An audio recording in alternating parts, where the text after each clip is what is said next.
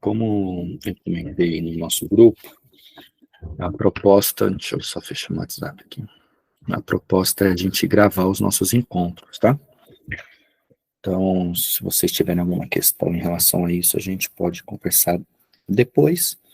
Se todos estiverem de acordo, a gente começa já com as gravações.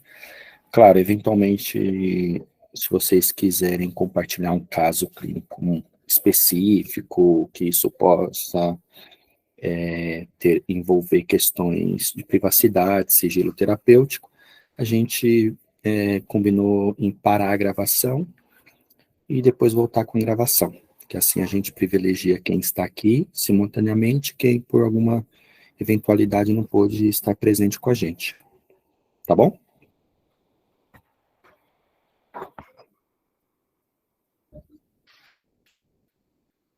Então vamos começar daqui 2 minutos, que tem uma galera chegando, e a proposta é ser bem pontual, tá? Que muita gente me mandou mensagem no WhatsApp falando que precisava sair às 19 horas. Eu tenho uma agenda só às 19h30. Então eu posso até ficar um pouquinho mais para a gente bater um papo, mas a discussão da leitura é a gente deixar cravada das 18 às 19 horas.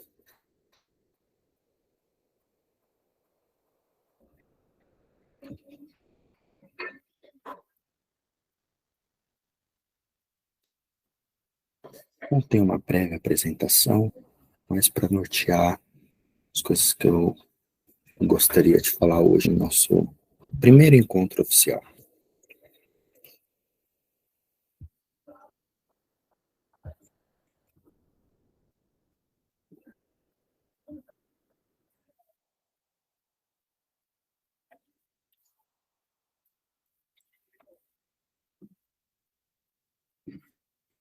Só vocês estão vendo minha tela?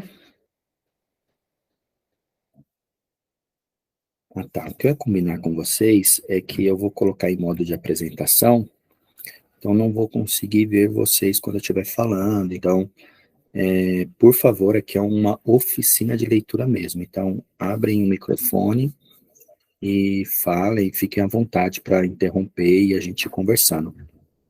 Como no primeiro encontro nem todos e todas estavam presentes, eu vou sinalizar aí como que vai funcionar a dinâmica dos nossos encontros, tá?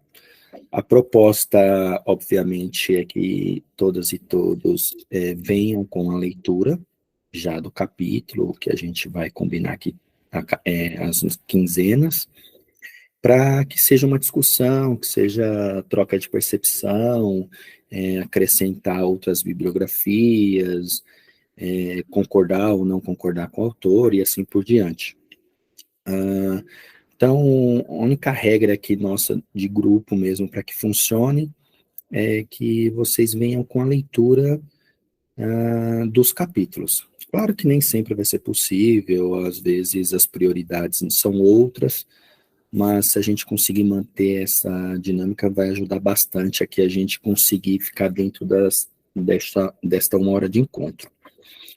Uma outra coisa que eu ia falar com vocês é que a gente vai tratar aqui conceitos que para alguns já são conceitos fichinha, conceitos que a gente está, sei lá, todo momento se deparando com eles, mas para outros não.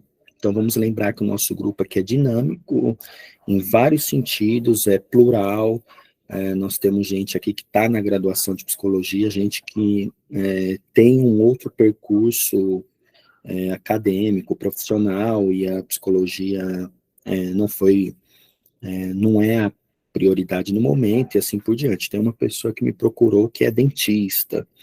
Então, assim, a gente tem das mais diversas profissões, áreas, percurso acadêmico. Por que eu estou dizendo isso? Que o propósito desse grupo é que seja introdutório.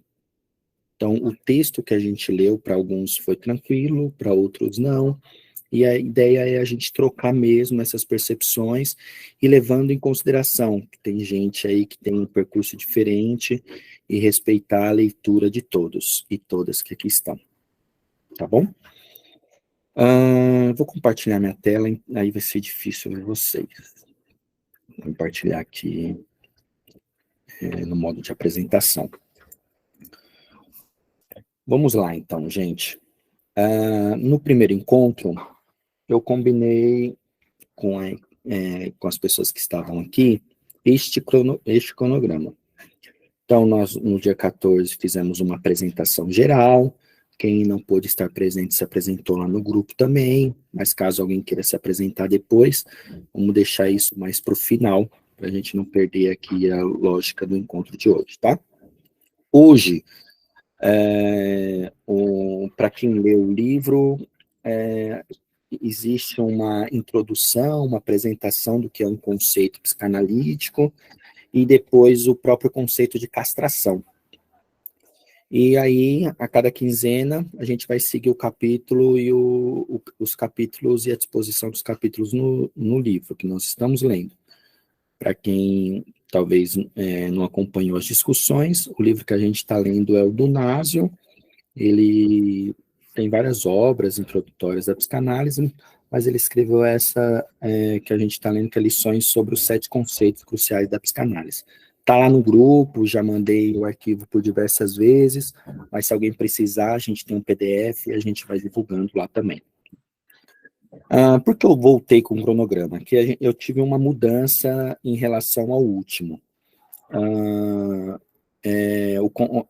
Tem 2 pessoas que vai vir aqui discutir com a gente esses temas e aquilo que a gente está construindo aqui em grupo.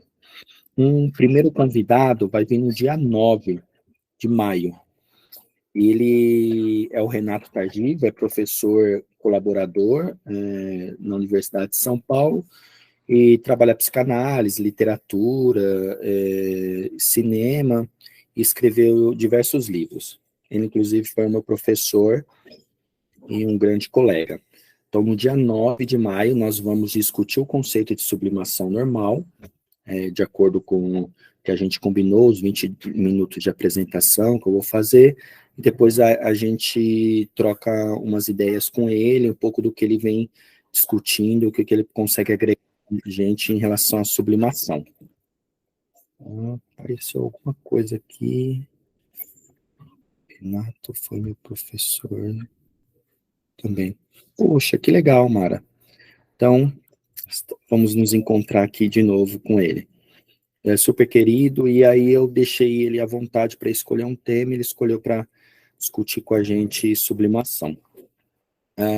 E depois aí a gente segue o nosso cronograma normal, e no dia 4 de julho, já encerrando, eu chamei um outro colega, amigo também, que é o Gabriel Binkowski.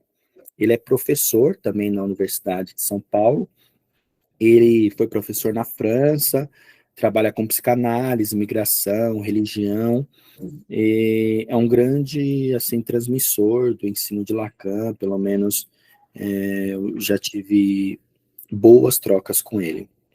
E por que eu chamei ele? Porque ele vai vir meio que fazer um fechamento para nós sobre os conceitos que aqui a gente vai estudar neste semestre e nos preparar para o próximo semestre. Porque comentei também no primeiro encontro, e a proposta é no segundo semestre a gente ler esta outra obra, que é do Nasio, e aí vai ser os 5 conceitos, vocês estão vendo bem? São 5 conceitos do Lacan. Então ele vai continuar, e a proposta, então, que eu pensei para este ano é a gente ter aí pelo menos 12 conceitos, 7 neste primeiro semestre e 5 no próximo semestre. Aí a gente fecha o ano com 12 conceitos. Então, meio que ele vai fazer essa costura dessa passagem desses 7 primeiros conceitos para os próximos 5. Tudo bem? Uma questão?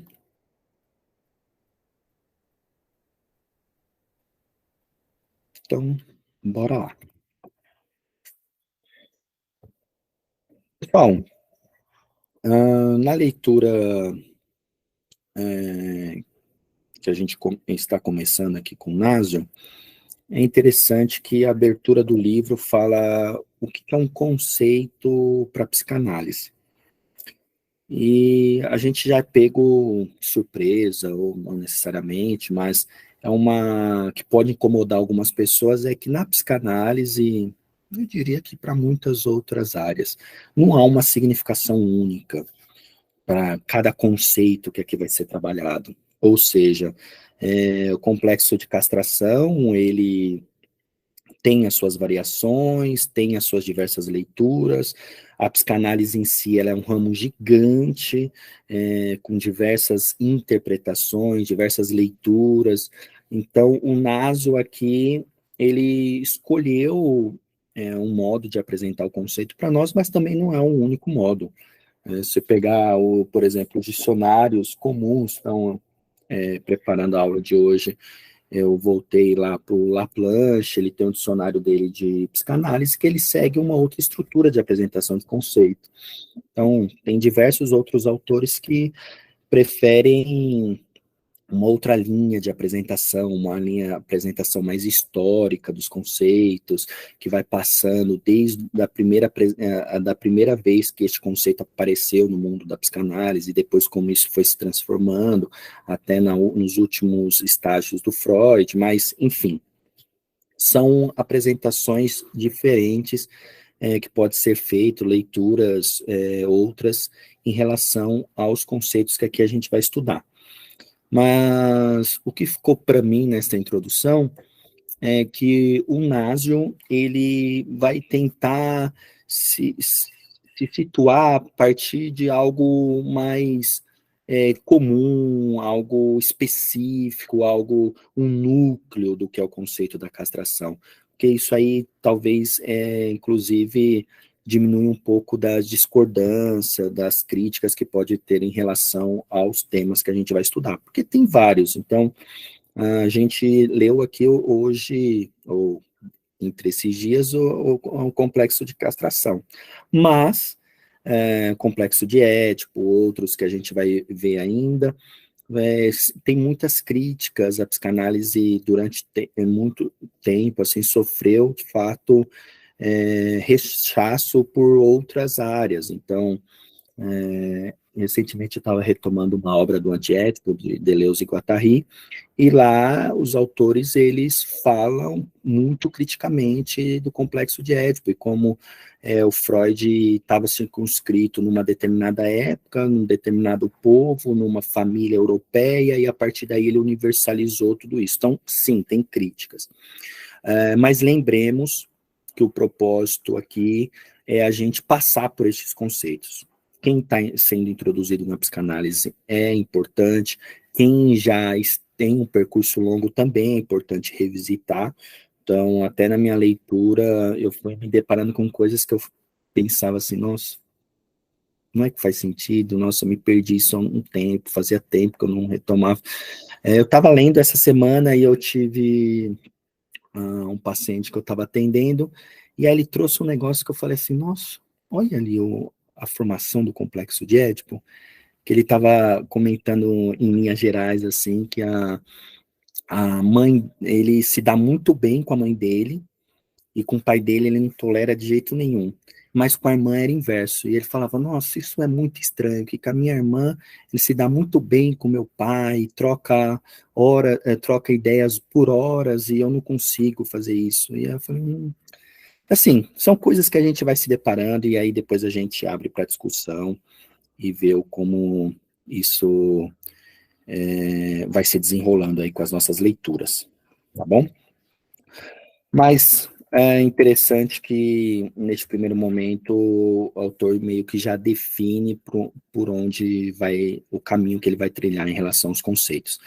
E é importante falar, para quem não conhece o Naso, é que ele tem também uma lente de leitura, e ele parte de uma leitura freudo-lacaniana. O que isso quer dizer? Ele está lendo Freud a partir também de Lacan, então não é uma leitura isenta, não é uma leitura única. Talvez um ferenciano ele vai ler de um outro jeito. Então depende de como cada um está se deparando com um termo. Então, Assim, a gente tem um baita trabalho nesse semestre, que é a partir das diversas leituras possíveis dos conceitos, a gente tentar achar um fio condutor. E logo na introdução mesmo, a autora, né, que escreveu a introdução, ela comenta que o Nasio tem uma costura, tem uma lógica por ele ter escolhido esses 5 conceitos, esses 7 conceitos, e nós vamos ver que logo no complexo de castração vai tangear um pouco sobre a noção do falo. E é interessante que o próximo capítulo já vai falar sobre o falo. Então, sim, tem uma lógica, e neste primeiro momento, eu diria assim, para a gente acreditar e apostar no Nasio. Vamos ler e vamos entender que o autor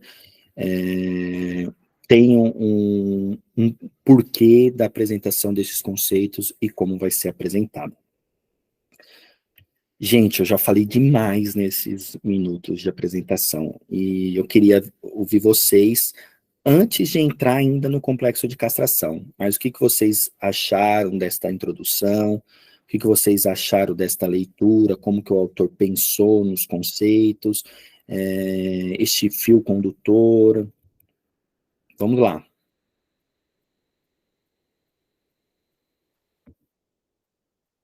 Alguém? Oi, acho que eu posso falar um pouquinho, a Cris aqui. Oi, Cris, vai lá. Então, eu sou estudante de psicologia, tô no segundo ano aí, sou meio novata, fiz alguns cursinhos de psicanálise antes, mas bem introdutórios, e os cursos que eu fiz, eu acho que eles iam, apesar de introdutórios, né, e não foram cursos, né, aprofundados, mas eu gostei bastante da leitura do Nasio, assim, achei que ele colocou de uma maneira, pelo menos para mim, a leitura foi bem fácil, né, já fiz alguns módulos lacanianos, que é onde a minha maior dificuldade sempre ainda, né, sou bem novata. Tenho algumas obras de Freud, assim, o curso que eu fazia recomendava aquela da Companhia das Letras, essa daqui, que até eu tenho aula com a professora Mara, e ela até falou que, né, não é essa daqui geralmente que a gente segue, mas eu estou completando essa coleção aqui, da Companhia das Letras. E eu sempre acho a leitura do Freud muito fácil, assim, né? Freud foi muito, todo mundo fala que foi muito gentil. Mas eu acho que essa leitura aqui do Nasio, nossa, para mim foi interessantíssimo, assim, foi esse complexo, essa leitura do complexo de castração, achei que ele resumiu de uma maneira muito simplificada, assim, e acho que deu um norte diferente de tudo que eu já tinha ouvido, assim, eu estou bem empolgada em continuar aqui na oficina de leitura, acho que vai ser bem importante, porque eu acho que deu uma fixada para mim, assim, uma separada, né, de como é na menina, como é no menino, e trouxe algumas visões, assim, que acho que eu não tinha ouvido ainda dessa maneira, então, para mim, assim, que estou começando, clareou bastante sobre o complexo de castração, acho que ficou bem focado, e me surpreendeu até algumas coisas aqui na parte da menina, inclusive, enfim, achei que vai ser bem, assim, acho que vai ser bem objetivo, isso que eu quis dizer. Era isso. Arrasou, Cris. Mais alguém? Oi, gente, boa noite. Meu nome é Elaine. Eu confesso que também gostei disso que a Cris apontou, né? Uma leitura bem objetiva, bem organizada, né? Eu não conhecia esse livro do Nasio. Já tive a oportunidade de ler alguns capítulos em uma pós-graduação que eu fiz lá em 2008, 2019, 2008, 2009, então faz bastante tempo, né? E eu acho que essa organização mais clara e objetiva ajuda a gente a repensar o conceito em si, né? E eu gostei da autora na apresentação ter destacado que a gente precisa pensar cada conceito a partir do contexto, né? Acho que isso vai ajudar, e depois o Nasio faz isso, ele vai apontando na obra do Freud, onde é que aparece ali referência sobre o conceito de castração, que ajuda a gente a organizar essa leitura, de onde que está na obra do Freud, o que ele apontou, as palavras que ele usou, eu gostei bastante também, estou bem empolgada aqui com a oficina, apesar de só conseguir ficar até as 18h40 sempre, mas depois eu assisto o resto com a gravação. Obrigada.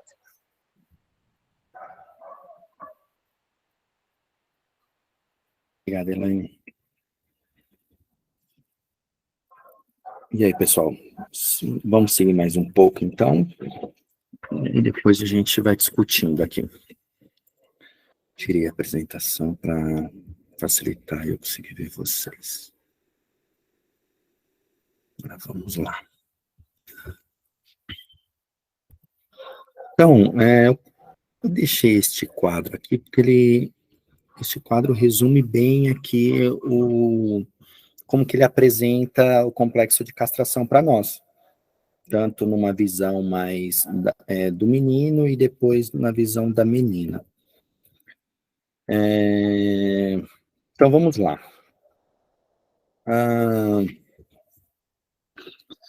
No caso aqui do menino, nós temos 4 tempos que ele apresenta para nós como que este complexo de Édipo, ou complexo de castração se estrutura. Na verdade, 4 tempos mais o tempo final, então seria 5 tempos aí, né? No primeiro tempo, ele fala aí da universalidade do pênis. Então, no primeiro momento, a ilusão do menino que todos possuem um pênis, não há uma diferenciação dos órgãos sexuais masculinos e femininos, por exemplo. Todavia, Vocês me ouvem? O fone caiu aqui. Acho que sim, né? Então, voltando, neste primeiro tempo, existe aí essa universalidade. Todavia, com o tempo aí, ele descobre que a mãe, a irmã, não tem este órgão. E aí abre um espaço de angústia, de um dia poder ficar sem este órgão. Então, aí já começa a surgir um conceito interessante na psicanálise, que é o conceito de angústia. No segundo tempo, já é uma ameaça aí da perda do falo. Nesta época, a criança ainda ela é proibida de práticas autoeróticas e sob ameaça,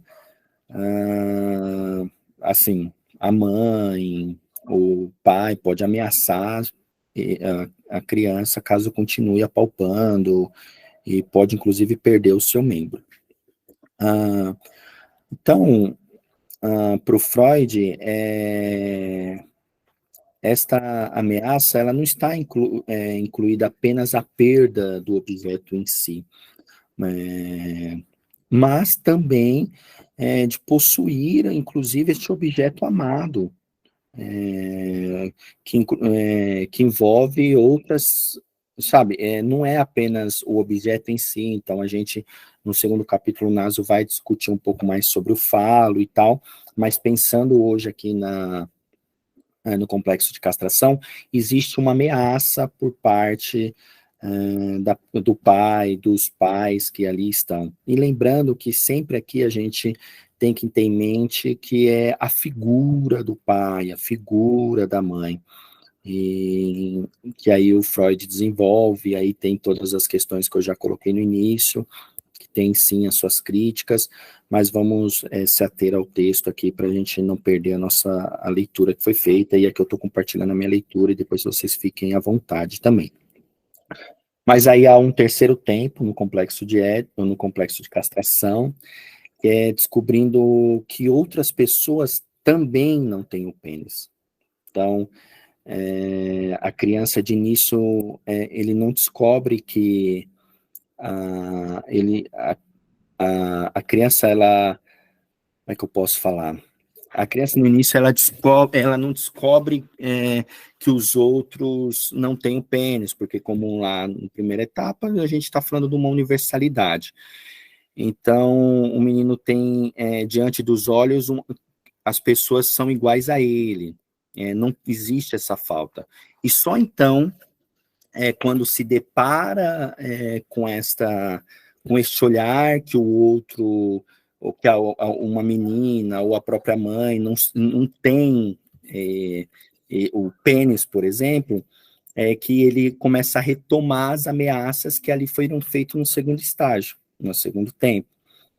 E aí ele tem, e mesmo diante daquilo que viu e daquilo que está diante dele, ele prefere resistir e acreditar que o que ele está vendo, o órgão que ele viu da menina, é algo que ainda vai se desenvolver, que é algo que ainda está em desenvolvimento.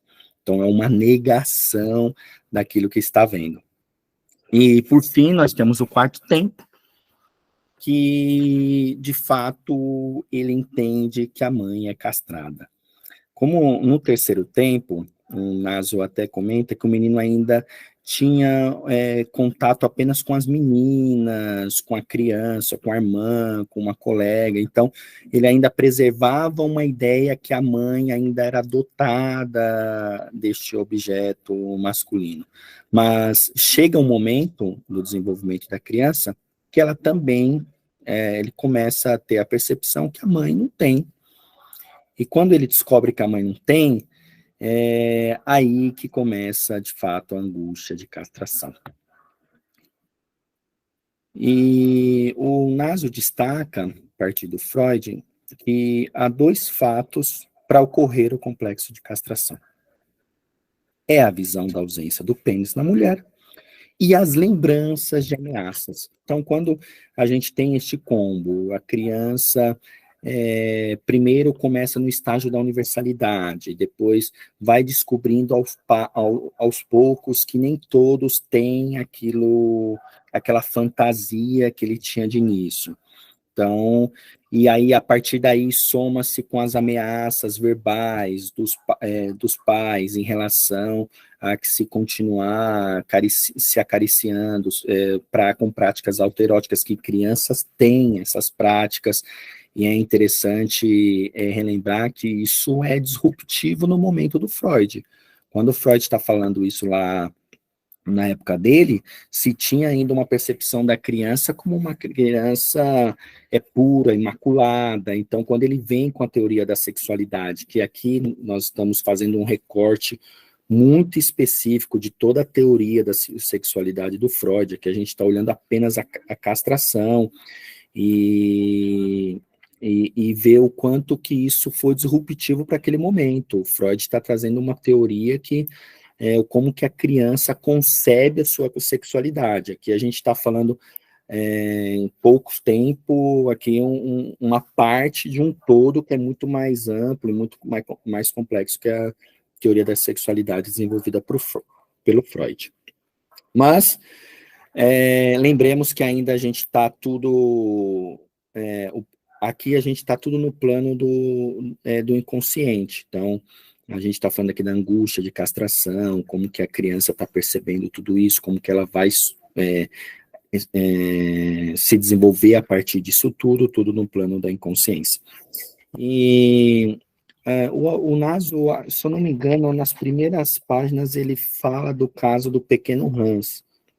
Então, não sei se todos conhecem, talvez seja interessante, eu até indiquei aqui no PPT que seria bom a gente depois, em algum momento, retomar essa leitura do texto do pequeno Hans de Freud. É um caso que Freud escreveu em 1909, e assim, eu uso bastante o volume 8, o volume lá da Companhia das Letras, que para mim interessa, eu tenho bastante aqui, então é uma leitura que eu gosto.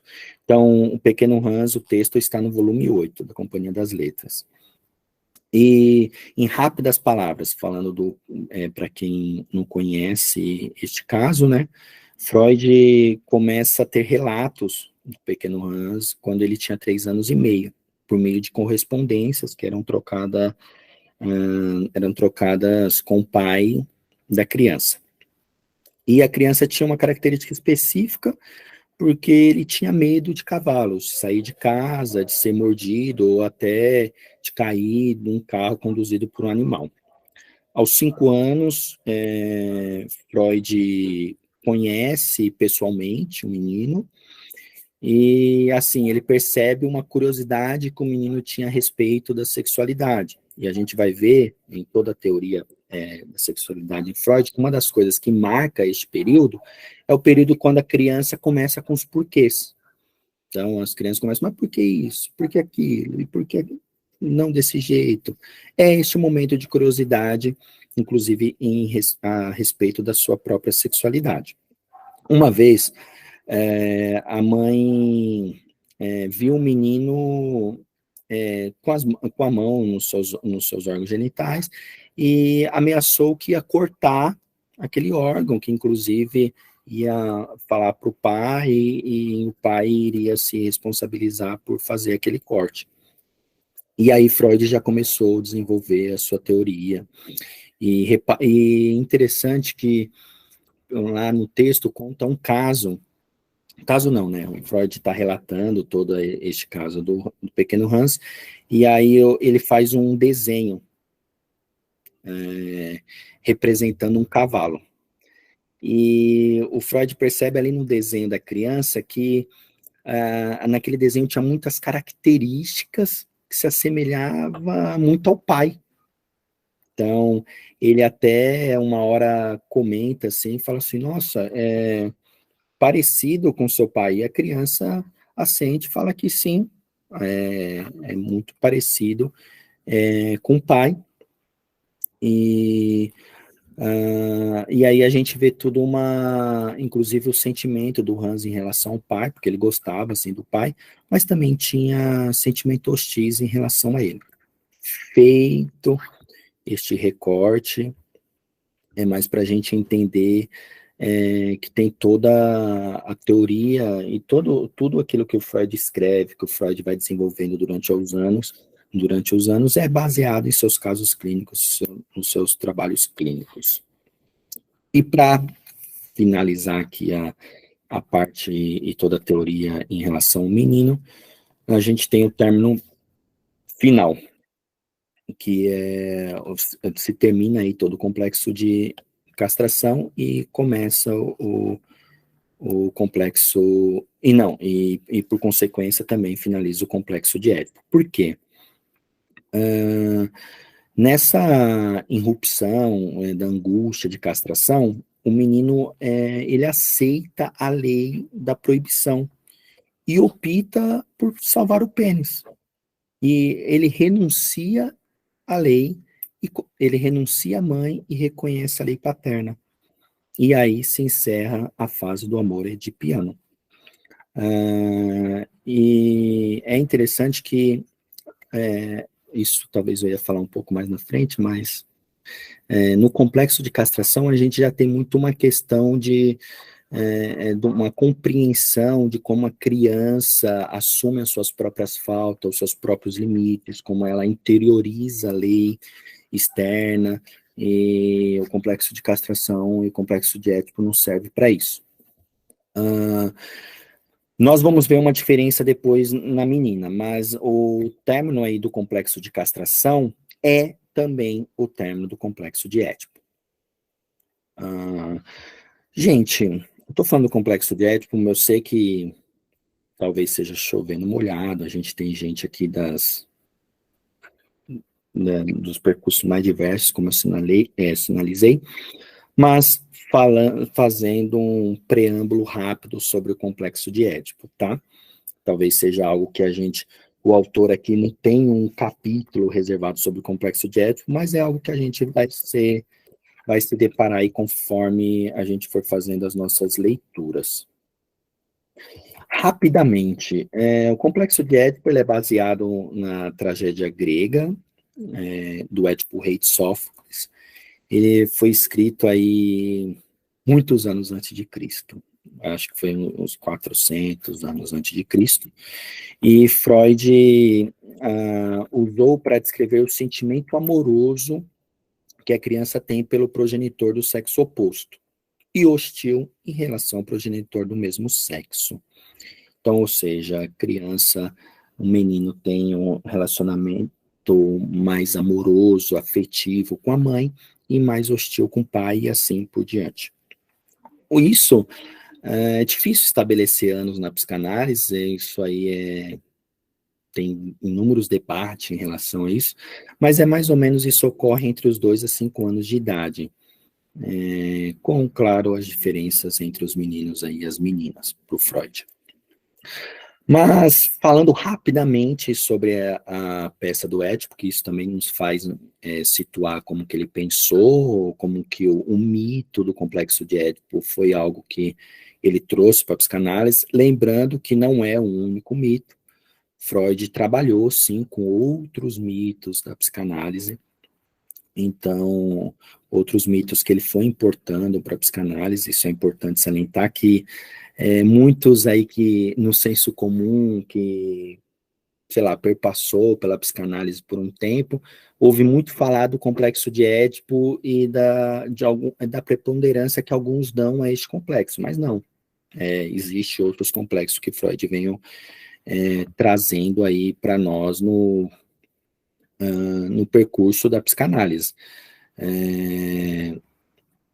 Mas vamos lá. E na peça do Édipo, basicamente, ele mata o seu pai era o Laio, e ele casa com a sua mãe, que é a Jocasta.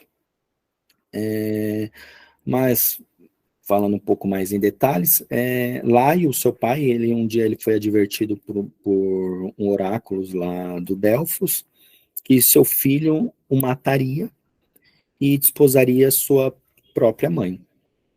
No entanto, mesmo assim, ele teimou, teve um filho, mas vamos dizer que ele teve aquele momento mais lúcido, assim, não sei se foi lúcido, mas ele teve aquele momento que deu mais credibilidade para a profecia e pede para os seus servos matarem o seu filho. Mas aí um dos servos que é responsabilizados aí por essa tarefa, ele não mata, mas ele pendura o Édipo amarrado numa árvore. Inclusive, se vocês, quem já conhece, mas quem não conhece ainda, se vocês forem ver o termo Édipo, em grego significa de pés inchados. Então, pés furados, porque dizem que ele foi amarrado na árvore e tal, no mito. E, resumindo, um pastor o resgata. Quando o jovem ouve do oráculo também, o Édipo, ele ouve do oráculo a profecia que ele iria matar o seu pai e casar com a sua mãe, ele foge da cidade que ele estava, porque ele não sabia que ele foi resgatado por esse pastor, que ele foi adotado, que ele tinha uma outra família. E aí ele sai de Corinto para ir em direção a Tebas. E interessante, né, que no mito, no caminho entre Corinto e Tebas, ele encontra o seu pai biológico, e aí ele tem uma discussão, ele não sabia que era o pai biológico dele, ele tem uma discussão, ele se desentende, e numa briga ele acaba matando o seu pai, e aí cumpre a primeira parte da profecia. E vamos lá, e quando ele chega em Tebas, ele encontra uma esfinge que afligia a cidade, e aí propõe um enigma para ele. E o enigma é assim: qual animal que tem 4 patas na parte da manhã, 2 na parte da tarde e 3 na parte da noite, no anoitecer? E aí ele responde, ele acerta esta resposta, e a esfinge, em consequência disso, ela vai lá e se suicida. Ela tira a sua própria vida, e o Édipo, de um desconhecido, ele se torna um herói, e ele é nomeado a rei da cidade de Tebas. E ele se casa com quem? Com a Jocasta. E aí cumpre-se a segunda parte da profecia. Eles tiveram 4 filhos, e aí quando ele descobre tudo isso que aconteceu, ele fura os seus olhos e sai perambulando pelo mundo, e a mãe tira a sua própria vida. E aí, vocês sabem a resposta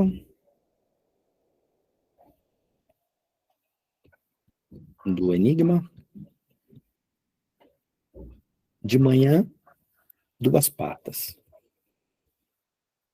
4 patas. À tarde, 2 e à noite, 3.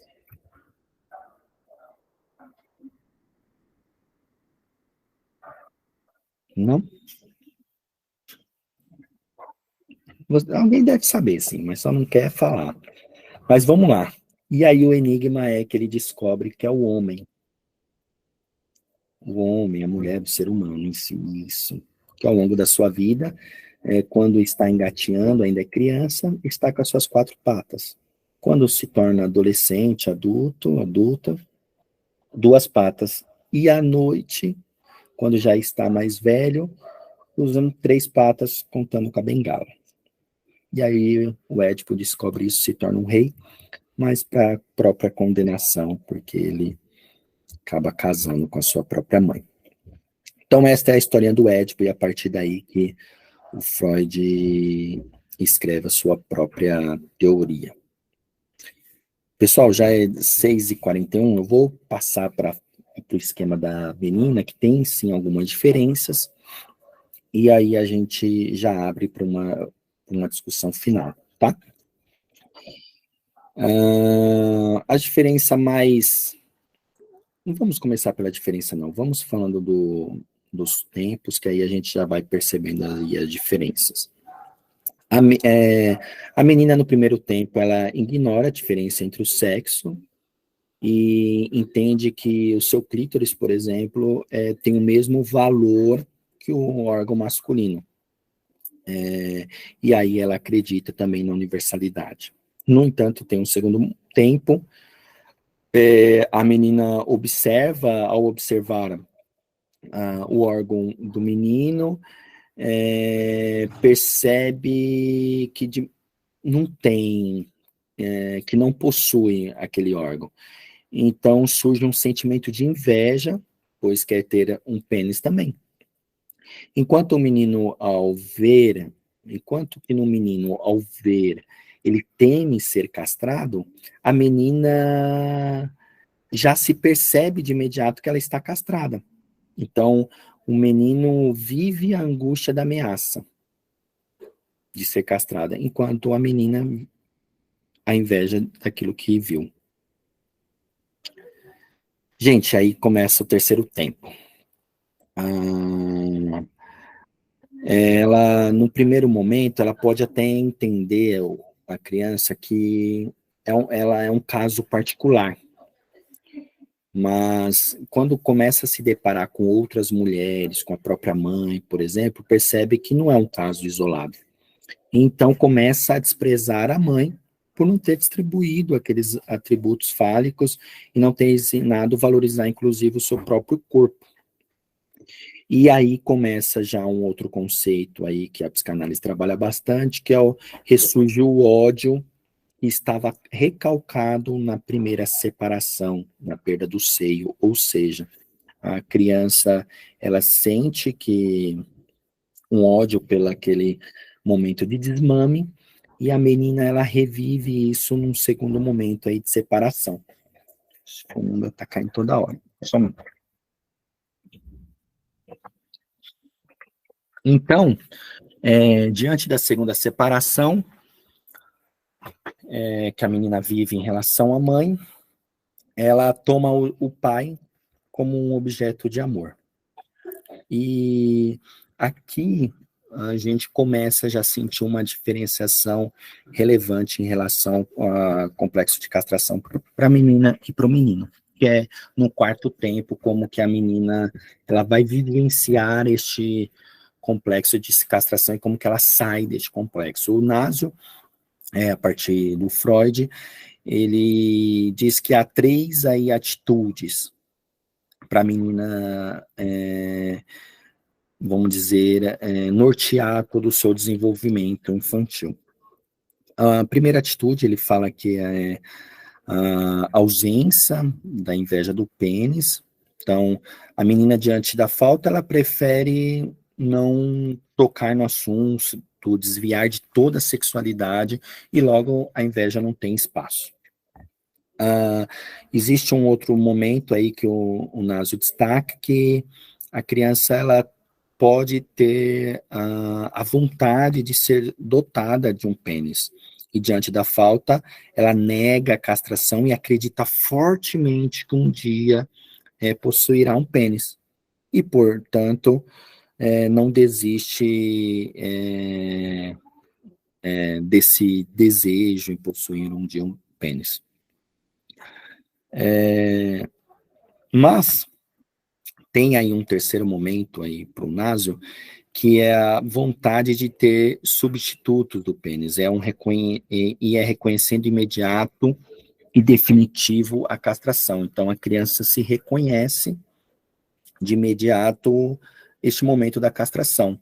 E Freud destaca que é neste terceiro momento que seria normal, um desenvolvimento normal, aquilo que é esperado para a menina.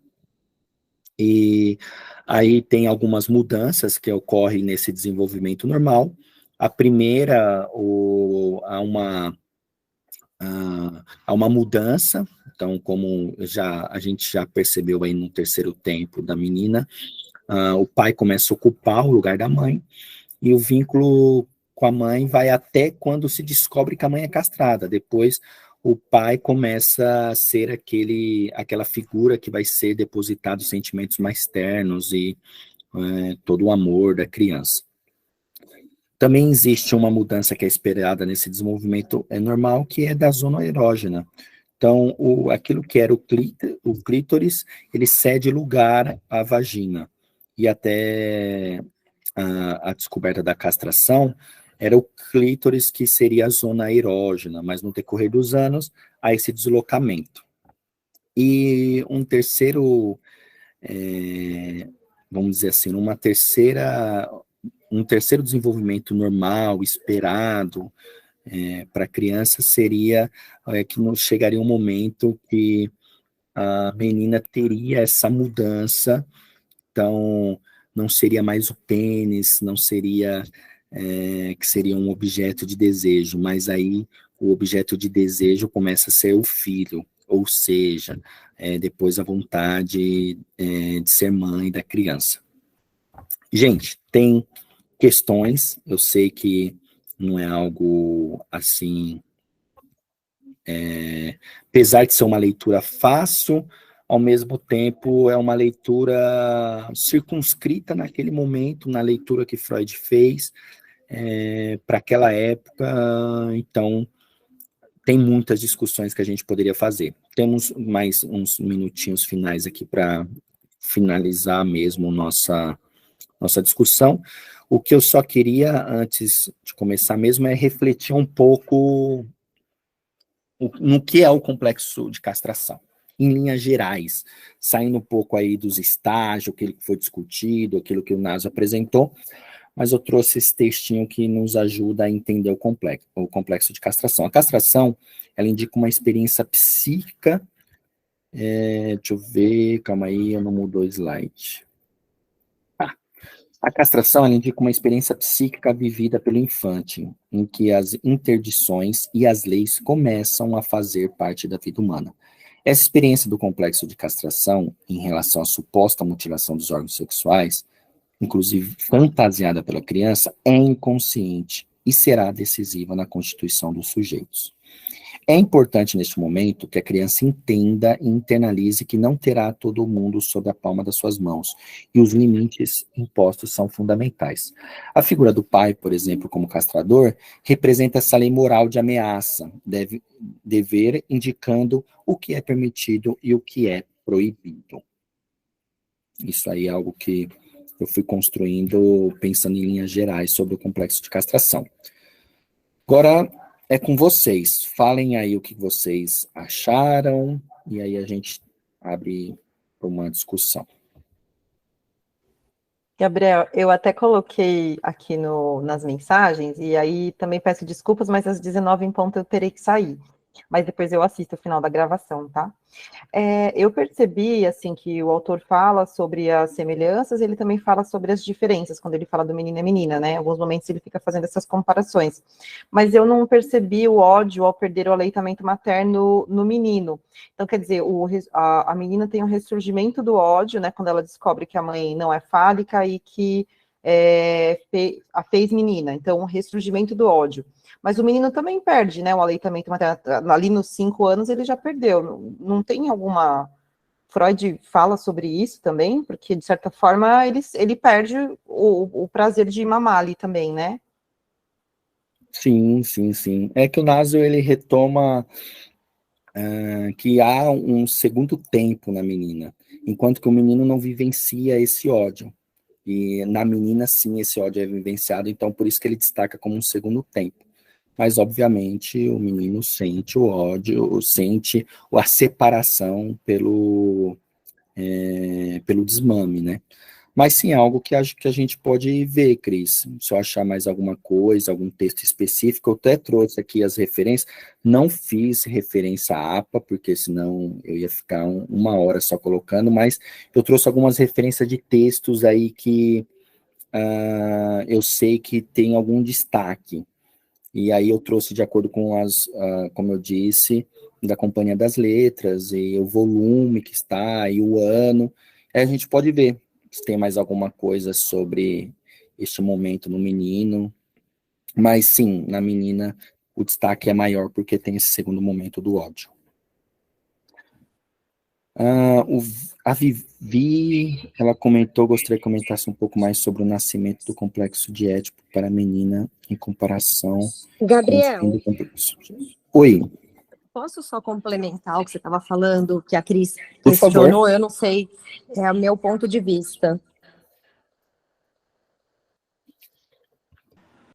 É o seguinte, que no caso da menina, ele volta nessa questão do aleitamento materno, né, da perda do seio, porque na menina ela precisa, para juntar o Édipo com a castração, a menina precisa deixar esse amor primário, que é o amor da mãe, para resolver seguir um outro objeto, para desejar um outro objeto. E no menino não acontece isso, ele continua nesse amor objetal primário. É isso, não é? Sim, acho que faz sentido. Mais alguém gostaria de comentar? Acho que é dar uma discussão mesmo, porque o Nasio, ele não desenvolve este ódio do menino. Mas acho que é uma questão para que a gente, se a gente achar alguma coisa, a gente vai compartilhando no grupo lá, tá, Cris? Se você achar também, a gente vai trocando. Mais alguém queria complementar, gente? Eu gostaria de falar. Eu acho que Cris. das minhas impressões, assim, lendo esse texto, o mais difícil é entender até que ponto tudo isso é uma metáfora, né? Porque é uma história muito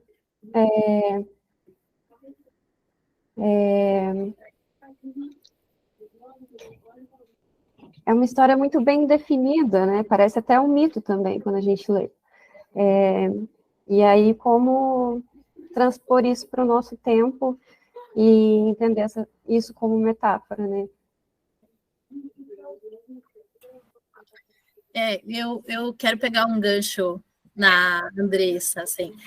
Eu não comentei inicialmente, eu achei a leitura bem importante, né, como uma leitura introdutória, né, mas eu acho que a partir do momento que a gente vai fazendo outras leituras, né, a gente vai aprofundando aí nos estudos, a gente vai entendendo essa dimensão metafórica dessa noção, né, de complexo de Édipo e de castração, que é o que vai prevalecer no final das contas, né? Então, essa forma de abordar o conceito, né, partindo aí do mito e de como Freud se apropria disso para fazer algumas generalizações a respeito das experiências infantis, eu particularmente acho um pouco ultrapassado. Eu acho que o que tem que ficar para a gente, o que tem um valor aí para a nossa prática, é a dimensão metafórica, que depois vai ser retomada pelo Lacan, por exemplo, né?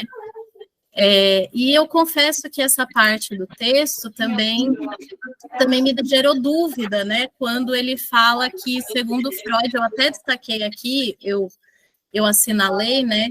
Uma vez que a mulher nunca se consola de tal separação, aí falando da perda do seio, ela traz em si a marca do ressentimento de ter sido deixada na insatisfação, né?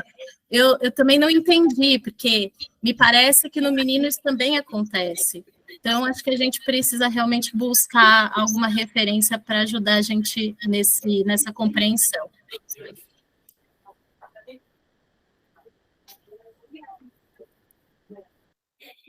Arrasou, Mara. Sim, gente. Nossa, eu teria aqui inúmeras críticas em relação ao complexo de Édipo, complexo de castração. Tem uma leitura muito interessante que eu destaquei no início, do Deleuze e Guattari no Antiédipo. Ele faz todo um trabalho desconstruindo. Tem ressalvas.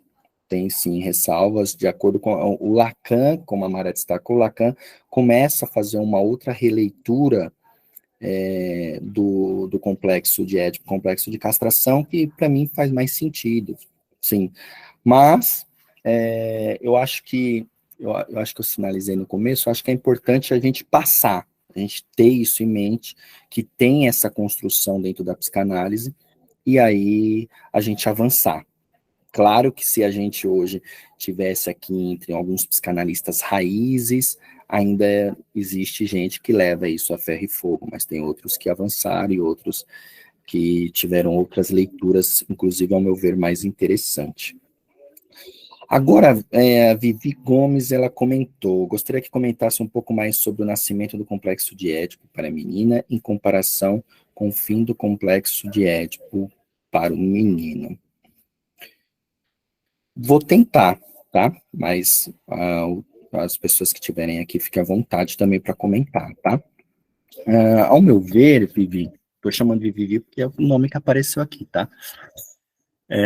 Assim, ao meu ver, nós temos algumas diferenças. Não ficou, eu acho que na apresentação iria ficar mais claro, mas talvez não ficou tão claro assim. Mas como que eu posso pensar aqui com vocês? Como teria que sair? Comento que entendi. Quer comentar, Cris? Vai lá, vai lá. Desculpa, gente, eu comecei a escrever e daí entra sem querer. Não, vai lá, comenta. Eu vou comentar rapidinho e vou precisar sair. Até para ver se eu entendi correto, e aí depois eu vejo a gravação, tá?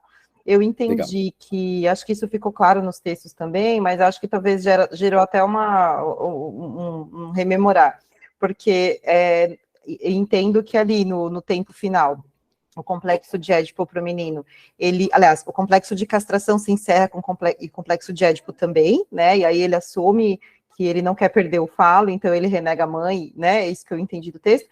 E para a menina, o complexo de Édipo, ele nasce ali no final do complexo de castração e fica para sempre, né? Então, e aí depois ela tem uns substitutos aqui, né? Depois, enfim, tem vários outros pontos aqui.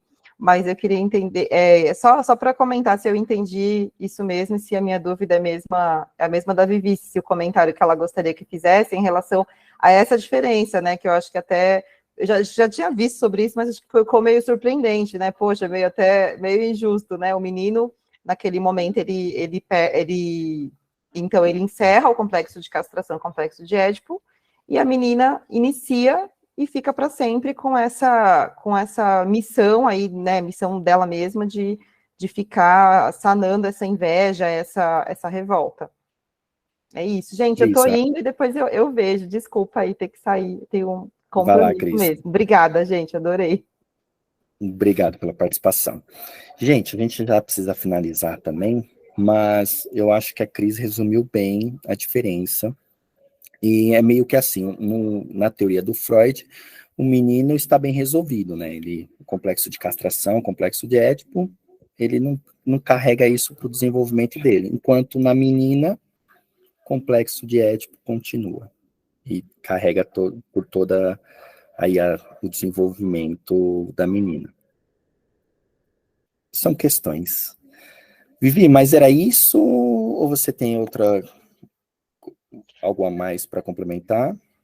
Então, na verdade, eu acho que diante dessa dimensão metafórica, né, citado pelas colegas, eu acho que nesse ponto do fim do complexo de Édipo para o menino e o nascimento para a menina, a gente conseguiria fazer muitas discussões relacionadas à estrutura, né, do feminino e do masculino.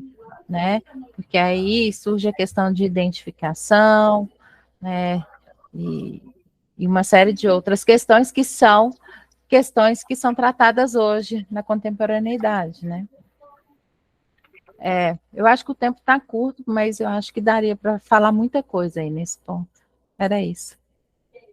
Verdade, Vivi.